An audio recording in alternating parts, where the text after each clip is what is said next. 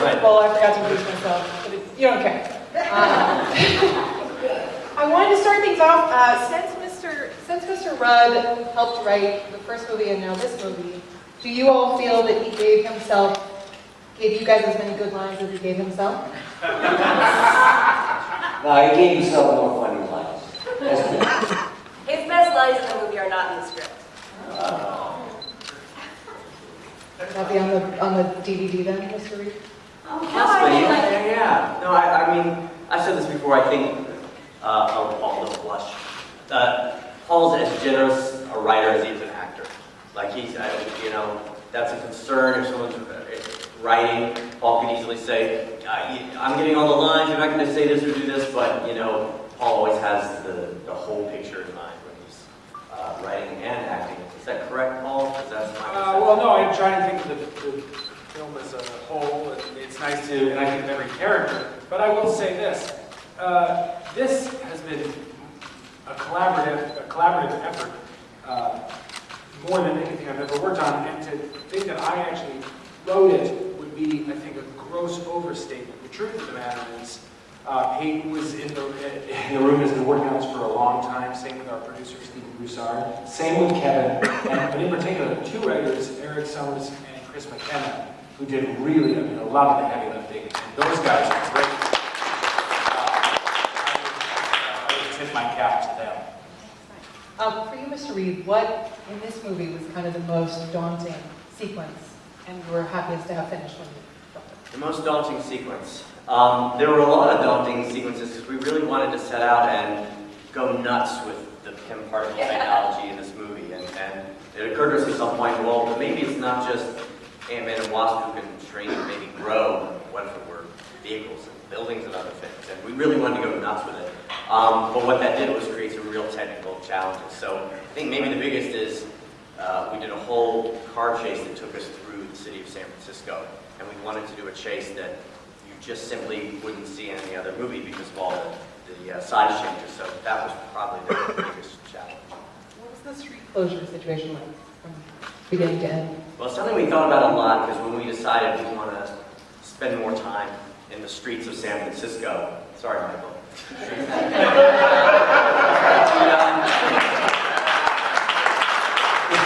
did it. I was a game too. We wanted to do all these very specific things and make San Francisco a character in the movie, but utilize the city and make this chase specific to that city, to the landmarks, things like Lombard Street.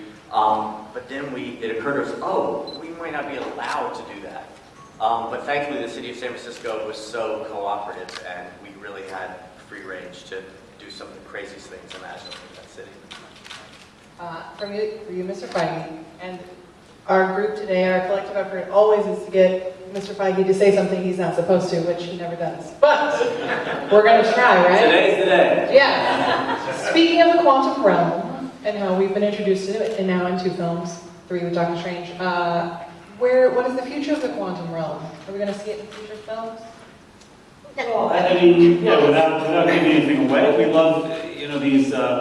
They're all storytelling tools, new places, new things. In the first film, we got a glimpse of it, and for people who like to go through frame by frame, there was a little silhouette of Janet as the Wasp in there, which is a big story element in this movie. There are things that you see back there that Peyton has put in there. Where and how they pay off in the near term and the long term remains to be seen. Magic, right? A magic non-answer. Definitely. For you, Miss Lilly, I would love to hear a little bit about, I have to say that maybe since Wonder Woman, I get a little weepy anytime I'm watching women kick ass in a movie. So I'm just wondering kind of your favorite part of that wonderful fight sequence in the kitchen, or just kind of on the whole what you loved doing with Hope and the Wasp in this film. Well, I loved getting to be a Blade Runner. That was pretty cool. The knife gag in the restaurant scene is very, very cool. I love the kind of element of having somebody who's completely in jeopardy, but also completely in control as a superhero. That's kind of I saw that a lot, like when the mallet comes down to hit her. You can see, like, she's, oh shit moment, but then she's completely in control the next second. it was just fun to finally get to see her take on the mantle, because this is something that she's been ready and willing to do basically her whole life. Her parents are both superheroes, and she was rearing to get in that suit for an entire film, and we never prepared, and so to actually see her fighting in that moment was wonderful. Is anyone more competent than others in explaining quantum theory and the quantum realm? Do you? Oh, Michael's the guy. What happened? Oh, if anyone is comfortable kind of explaining some of the quantum science that we play with in the film. Well, I actually Peyton cast me for this role because he did find out that I had a degree in quantum mechanics. Very brilliant. I would have to read the script again to get the proper definition of the quantum realm. I know he is very, very small. Subatomic. Well stated, well stated. I actually can answer that question, because I really love quantum physics and always did before this happened, and that's one of the reasons I was excited about this brand, was I really dig quantum physics. And, you know, at one point we thought the atom was the be-all end-all, that everything ended at the atom. That was the smallest nucleus in the world, but actually we discovered that the atom is kinetic, and that atoms exist in multiple places at the same time. And that was scientifically proven, and once you discover that, then you know that matter is kinetic and matter is displacing all the time, and if it can be displaced, it can be warped. And so if you can warp it, then you can warp size, you can warp matter. And also, can you warp time, can you warp reality, can you warp universes, right? What if the way you see blue is the way I see red? Oh,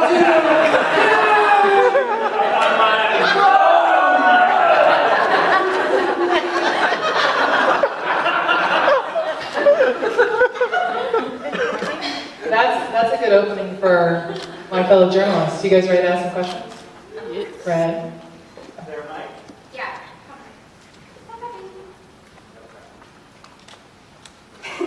Hi, this question is for Paul and Peyton. Paul, this is actually the third time you've played Ant-Man. So how did you and Peyton approach this, not only as the sequel to Ant-Man, but a sequel to Captain America Civil War? I'll start. It actually was, and it's a really good point you make. It is a sequel to both movies. And what was cool about Captain America Civil War is we could not ignore what had happened to Scott Lang in that movie, in this movie. And it gave us an organic jumping off point, because my first reaction was, what would Hank Pym and Hope Van Dyne think about Scott taking the suit and getting involved with this in fighting the Avengers? Well, they'd be pissed off. So it really gave us this whole starting point where it's like, well, what if they were estranged at the beginning of the movie as a result of this? You know, there are ramifications of the Sokovia Accords and Scott being on house arrest, and it really gave us a natural starting point. So it was from the get-go. Thanks, Evangeline. Very subtle. Cough into Lawrence, not into your chest. Paul, it's your third time playing. Well, one of the things that was kind of nice is it gave us, I felt, a little bit of leeway to lean into something maybe a little harder than we would have been able to at first, because now the character has been established. We've seen Scott in 2 other films. People buy the abilities, they buy me in the role, they understand the rules. So it felt as if we had a little bit more freedom to, play into the humor. Would Scott do this? Would he make this? Would he say this kind of thing? Would he make this kind of choice? Whereas I think the first time around, we were still modulating, and so that was one of the really fun parts about this. I feel like we kind of went into it with, let's try it. Let's go. People know who this guy is already. On this side? Mr. Douglas, what did you think of yourself digitally done, and what era Michael Douglas do you think that is? Is that Gordon Gekko, Michael Douglas? I was pretty good in it. Fantastic. I was one of the nice parts. First of all, when we started this, I discovered that Michelle Pfeiffer was going to be my wife, and I think such a tremendous fan of hers, never had a chance to work with her. I was totally ecstatic. And then reading the script to find out Michelle Pfeiffer and I were going to be 30 years younger. It made it all that much better. So it was a treat, and it remains to be seen where all of this could go. Thank you. Well, on that, Paul, how was it channeling Michelle Pfeiffer? I feel like I've been doing that for years.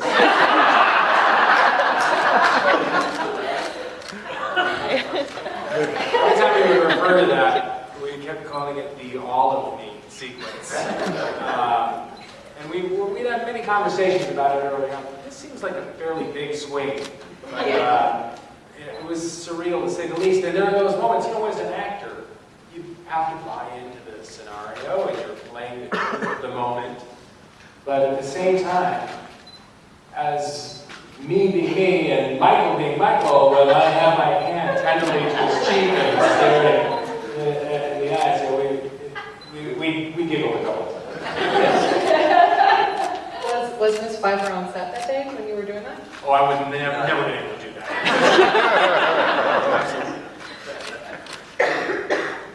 Hannah, this is a role where, so your character, there's so many antagonists and villains in this role. I always ask the villains, like the villains, what's their purpose, and do they see themselves as a villain? Absolutely not. I think, I definitely approach the character not as a villain, or definitely a threat to the characters and heroes of the movie. But when you play a villain, you have to play it like you're the good guy and everyone else is bad. So everyone else is bad guy and you're the good guy. And she has the way the stakes so high. She has such a clear objective in the movie. And, everyone for himself. Everyone for himself.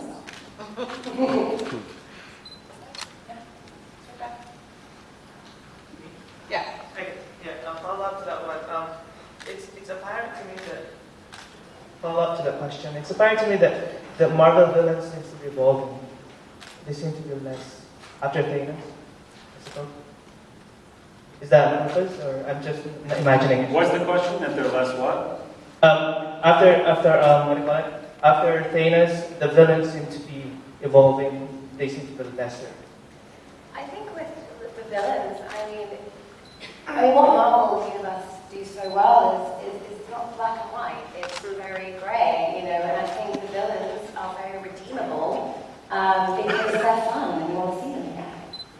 By the way, hasn't there only been one villain after Thanos? It seems like all the villains after Thanos. I have a 7-year-old son and he loves violent movies. He likes to taunt me by telling me, Mom, I love violence. Because he knows I hate it. And he always, when he talks about good guys and bad guys in movies, I always feel a responsibility to clarify for him how do you know that there really is no such thing as a bad guy, right? That they're only just good guys who have made so many bad choices they've forgotten how to make good choices. And a true hero's job is to remind them of their goodness, not to annihilate them, to kill them, it's to help them redeem themselves. And I think that's applicable to life. Superhero stories are fun and they're a totally different world, but what I think is cool is that to have redeemable villains. You're teaching children that if you encounter somebody that might have a different opinion, that doesn't mean they're a villain. If they have a different objective than you, it doesn't mean you should attack them. Maybe you want to try to understand them first. I'm just going to interject for a second. Mr. Fishburne, Yes. was this the first Marvel role that came your way, and how come it's taken so long for us to see you in a Marvel movie? It is not the first Marvel role to come my way. In fact, years and years ago, I ran into a guy named Tim Story, who directed the movie Fantastic Four: Rise of the Silver Surfer, and I said to him, I am Norman Rad. And he said, who? And I said, I am Norman Rad, and Norman Rad is the guy who becomes the Silver Surfer and works for Galactus and all that stuff. So I voiced the Silver Surfer in Rise of the Silver Surfer. And then I've been a reader since I was 8 and a fan my whole life, and really enjoyed the movies and everything that they've done in the MCU. It's been fantastic. What they've done is brilliantly braid the source material and bring it on into the now. So it's amazing. So I went and realized that I was on the lot of Marvel, working at Blackish at ABC Disney, and I remembered that I had worked with Louis Esposito 100 years ago. And I thought, I should go talk to them, say, hey, what do I got to do? Like, who do I got to be in the movies? And they were kind enough to... The answer is Peyton. Yeah. Well, they were kind enough to say, we'll think about that fish. So a couple of weeks later, they were like, you know about this guy? And oddly enough, it was a guy I didn't know about. Although I was a Marvel reader and a DC reader, but mostly Marvel, I did not know about Bill Farmer. I knew about Hank Pym because I think, and you'll tell me if I'm right or wrong, ANTMAN and the Wasp became Avengers at some point. Oh yeah, they were right on the cover. So that's why I knew about Hank Pym, I knew about the Pym particle and all that. I never got to Foster because I was never an ANTMAN reader. So Peyton sat me down and was like, blah, blah, blah, blah, blah, blah, blah. No, really? And so they were kind enough to allow me to join the family, and I'm kidding the candy store now. It's having a good time. Nice. This front, yeah. Right here. You got it. I've got to congratulate all of you. The humor in this film is so family friendly. Little kids are going to love the humor in this film. It sets it apart and distinguishes it from the other films in the MCU, I think. So kudos to you, Paul, as one of the writers, to you, Peyton. Really. But I want to ask Peyton, on a technical level, editing in this film is so perfect. It is so rapier. Dan and Craig, what kind of tortures of the damned did you guys go through to establish your pacing, but particularly with that third act, interlineating between the car chase, quantum realm, car chase, quantum realm?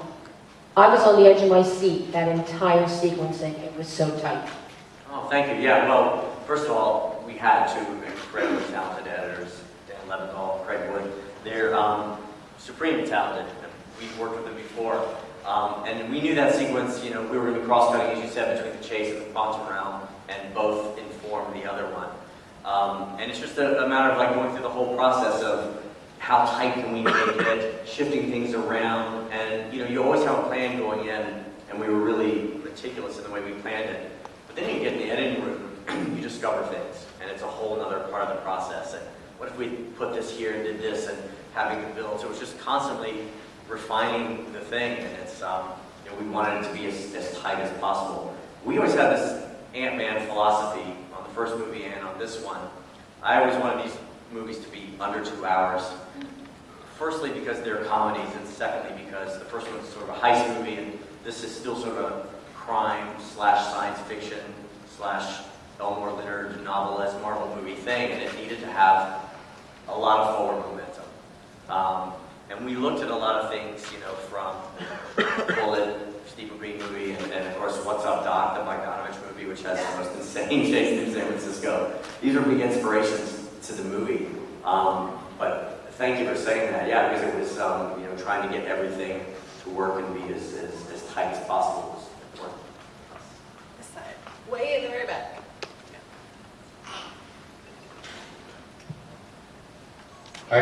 My question is for Paul and for Evangeline. Again, I think the humor in this is fantastic as well. And I think what really grounds Ant-Man and the Wasp in it is that he is a parent. And you don't get that. I mean, and he's a regular guy with regular people. They're not super soldiers or raging monsters or things like that. So how do you think that that's a difference? And how do you think that that comes across? And how do you draw from that? Well, it's true. This theme of parents and children run throughout the film. fathers and daughters. And it's something that's relatable because whether or not we have children of our own, many people do, we all have parents. And the idea that I'm playing somebody that, like you said, doesn't have innate super abilities is a way in. I want it to be relatable. I can relate to the character that way. It's certainly when I'm thinking about it. We're talking about story and script and everything. That's the approach. I have a daughter roughly the age of Cassie in the film. She's a little bit younger. And while I know for a fact she's going to want me to build a slide after she sees it's really hard to do in a New York apartment. I know what it's like to spend the evening playing with Barbie dolls. And I know, that's the glue, that's the soul of it. The love that a family shares and how we need each other. Parents need their kids need their parents. And if we could somehow build a very funny movie, one that appeals to all ages, you're right, that families and kids can see, but that actually still has all of the elements that it fits in the Marvel universe and all ages are going to be wowed by certain aspects of it. That idea that I can identify myself in that role was huge. Let's go way in the back again.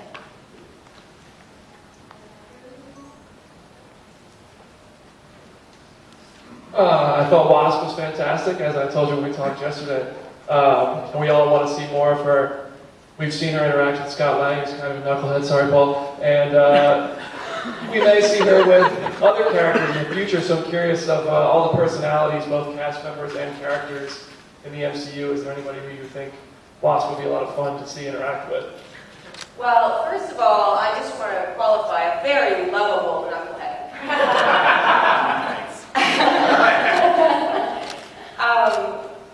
Gosh, I used to say, because I was asked this question prior to this movie, and I used to say it would be fun to see the Wasp with the Hulk because she'd be so teeny and he'd be so giant, but then we did Giant Man and the Wasp, so that's out.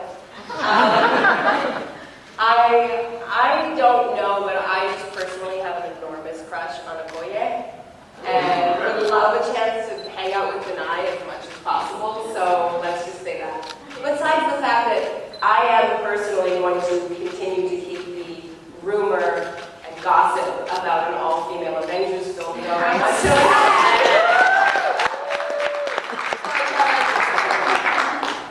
How are we coming on that, Kevin? Very well. All coming in.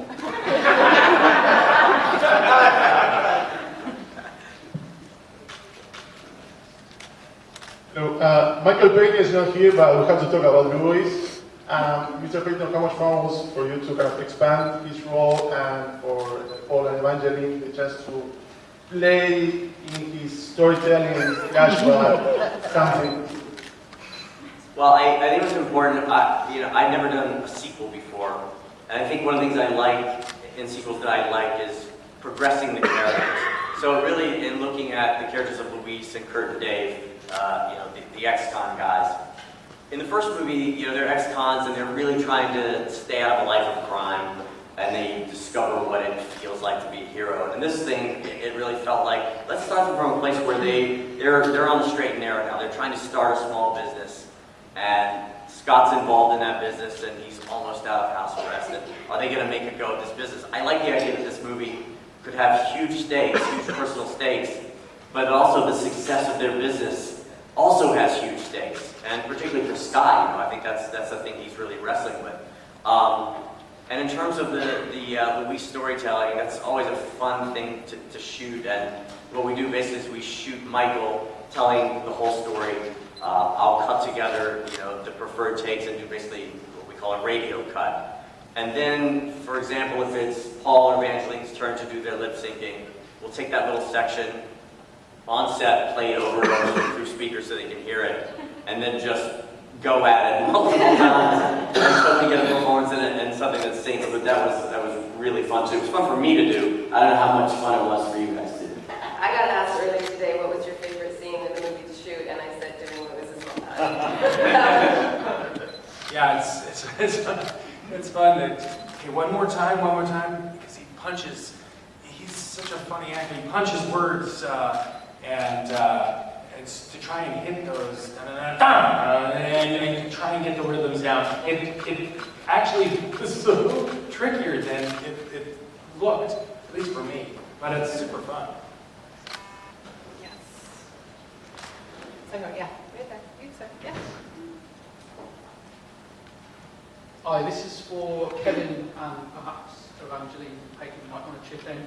Can you talk us through, bearing in mind what was just said about the Avengers, can you talk us through the kind of decision not to make this Ant-Man 2, but to make it the double-header, the equal billing Ant-Man and the Wasp, which is obviously the first titular superheroine, I think, in the MCU. Yeah, I mean, that was the first idea with the movie before I think it was before even Civil War, clearly that film, the first Ant-Man film, essentially is all about how qualified Hope is and her estrangement from her father was preventing her from doing these things. And it was without question, and that tag of what ended up being the tag on the first Ant-Man film was in there from the beginning, which is her finding that suit and saying it's about damn time. So we always knew that the next one was going to be Ant-Man and the Wasp, and that it would finally be time to see her suit up and be the hero, as she said earlier, she was born to. Can you just say my name again? Oh, it sounds great when you're asking. But I can add to that originally, Wasp was going to be introduced in Captain America Civil War. That was the original plan. And I never expressed it at the time, because of course, how can you? But like secretly, I was like, she's not going to get an Origins film. Oh well, you know, like, it's okay, I'm just stoked to be here, dude. Like, I'm just happy that I get to put on a suit. And then when I got a call saying, we've decided not to put you in Civil War. And there was this moment I could tell where the feeling in the room was like, don't, like, I'm sorry, it's like, don't be offended. And I was like, no, are they going to say what I think they're going to say? And then they said what I thought they were going to say, which is because we really want to dedicate a film to introducing this female superhero.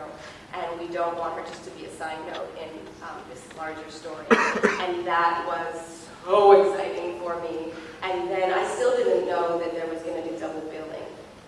That didn't come till later, and that was presented to me as a surprise by email with a screen cap of the title. And so that was pretty cool. I'm wondering if you could kind of quickly take us through how they actually filmed the visual effects for how you were doing the quantum phasing. The actual finished product is so neat, I don't know how you actually filmed it. The finished project is neat. When I watched it, I was like, oh, that was really, really cool. There were no limitations for me actually filming. It was very freeing because it was like, no, just do the scene and do the stunts, and you know, it wouldn't be stop, start for any effects. The visual effects came later. But yeah, it looks really good. I'm so happy. It does look really good. Where are we on this side? Or which side? I forgot. Right here. Right. Okay. Microphone. For chat. Hi, I really love the fact that the Wasp is better at depth at her suit than Ant-Man. So that was really awesome. When you were writing it, Paul, whose idea was that, you know, the Wasp is better at it than, you know, than Scott. Scott's still learning. Yeah, I mean, I think that, you know, Hope was born into this. It's the family business. And I think in the first one, it was pretty clear she would be really good at this. You know, it didn't seem to have any sort of anything really getting in the way of it. Ability-wise, clearly. You know, the idea that Scott was never really sure how he could be be Ant-Man and still be a good parent, and if those two things can coexist. That's really what we wanted to hang this thing on, that kind of dilemma. So one of the things that I like about it is that it really is a duo and a team, and we learn to, you know, we work together, and we work together pretty well. But absolutely right. I think from the get-go, I was like, well, clearly, she's really good at this. Yes, I am. Will you be cutting Tom Sharpling from that movie too? Well, we never know if there's going to be a next one. It's always a mystery. We can be hopeful. I know there are other stories that I would love to tell with these characters. As for the Sharpling dilemma, I certainly look forward to working with Sharpling in the future and hopefully cutting him out again. Thank you for the question. All right, who's got a good last question? I think we have time for one more. Yes, you, sir, in the pink salmon shirt? Hello, just to follow up on that, how about a prequel for the OG Ant-Man and Ben? Michael, would you like to take this one? No. I think so. You guys can go any which I love the glimpses that we see of Hank Pym in action in the glory days. In both movies, it's exhilarating to me. And I also know how much Michael loves to put on a suit. Hero suit, one of his favorite things. I love the idea. I mean, listen, that's probably a Kevin question, but I love the idea of that the Marvel Universe is set up in a way that potentially you can tell any of these stories at any time period. It was one of the thrills in the first movie to sort of have that scene with Hank Pym, to introduce Hank Pym into the MCU, and retroactively like place him back with Howard Stark and Peggy Carter and all that stuff. I love that because obviously in the comics he's one of the original super scientist heroes. So who knows what's next? Nobody knows. How